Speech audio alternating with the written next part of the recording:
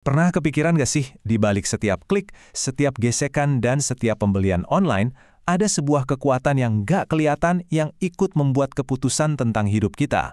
Kekuatan itu namanya algoritma. Mereka diam-diam membentuk dunia kita loh.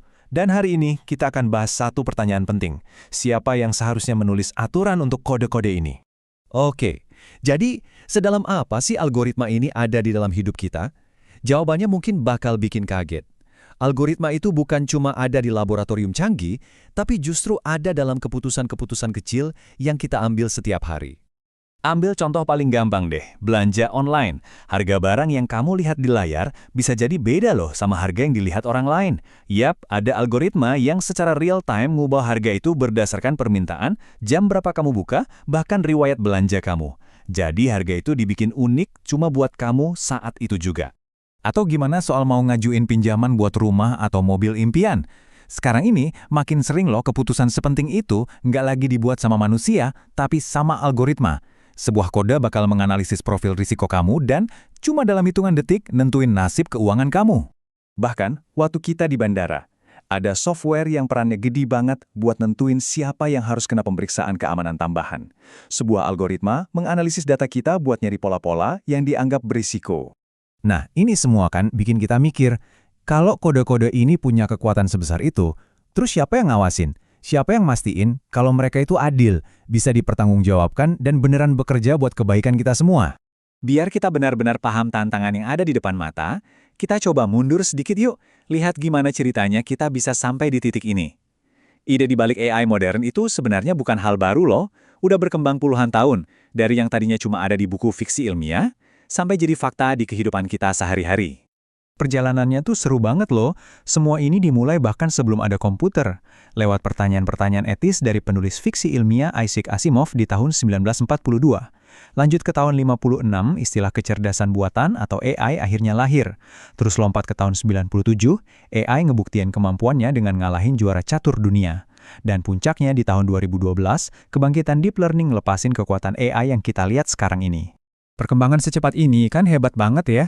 Tapi, dengan kekuatan sebesar itu, pasti muncul pertanyaan, apa yang terjadi kalau sistem-sistem canggih ini salah? Nah, disinilah kita masuk ke area yang rumit, area hukum dan etika. Salah satu tantangan terbesarnya itu sering disebut masalah kotak hitam atau black box. Coba bayangin deh, ada AI yang saking kompleksnya, cara kerjanya jadi misteri bahkan buat programmer yang bikin. AI-nya ngasih hasil, tapi proses di dalamnya itu nggak transparan. Ini yang bikin semuanya jadi super ribet kalau sampai ada kesalahan. Masalah kotak hitam ini langsung nyambung ke tantangan hukum pertama kita, pertanggungjawaban. Kalau ada sistem otonom yang bikin rugi, siapa yang kita salahin? Biar gampang, kita pakai contoh yang lagi rame dibicarain, kecelakaan mobil self-driving. Ada mobil nabrak, bikin kerusakan, mungkin ada yang luka. Pertanyaannya kelihatannya simpel, tapi sebenarnya rumit banget. Siapa yang harus tanggung jawab? Apakah pemiliknya yang mungkin lagi duduk santai di dalam mobil? Atau programmer yang nulis jutaan baris kodenya? Perusahaan yang bikin mobilnya?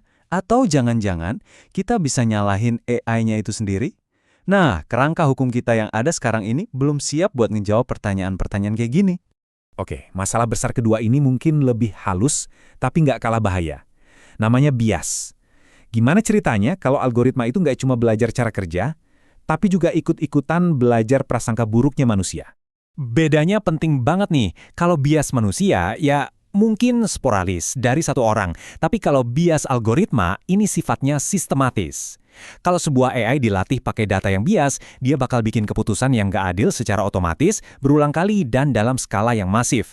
Efeknya bisa ke ribuan, bahkan jutaan orang. Nah, dari semua masalah tadi, muncullah perdebatan besar yang lagi terjadi di seluruh dunia.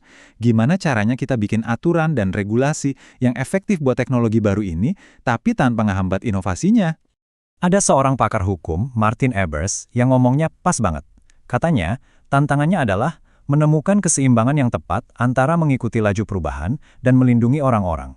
Ini kayak tarik tambang terus-menerus antara inovasi dan keamanan. Jadi, para pembuat kebijakan di mana-mana lagi pusing mikirin ini nih. Apakah cukup pakai panduan etika aja, atau kita perlu hukum yang benar-benar tegas? Terus, apa kita bisa percaya industri teknologi ngatur diri mereka sendiri, atau pemerintah harus turun tangan? Dan, Apa kita perlu satu aturan besar buat semua jenis AI, atau aturan yang khusus buat tiap bidang? Oke, semua obrolan soal kebijakan ini mungkin kedengerannya ribet dan jauh ya dari kita. Tapi, jawabannya nanti bakal ngaruh banget ke hidup kita semua. Pada akhirnya, ini bukan cuma soal teknologi, tapi soal masyarakat seperti apa yang mau kita bangun bareng-bareng. Poin yang paling penting adalah ini, kita lagi hidup di momen yang sangat bersejarah. Aturan-aturan main yang bakal ngatur AI buat puluhan tahun ke depan, itu lagi dibuat sekarang juga. Nah, makanya, paham soal isu-isu ini jadi penting banget. Sadar dan ikut terlibat dalam obrolan ini tuh bukan lagi sekedar pilihan, tapi udah jadi sebuah keharusan. Pemahaman kita bersama bakal ngebantu ngebentuk masa depan yang lebih adil dan transparan. Jadi, saya mau tinggalin satu pertanyaan buat kita renungin sama-sama. Kalau kode-kode ini yang bakal nulis bab-bab selanjutnya dari sejarah manusia, kira-kira siapa yang seharusnya kita kasih kepercayaan buat memegang penanya?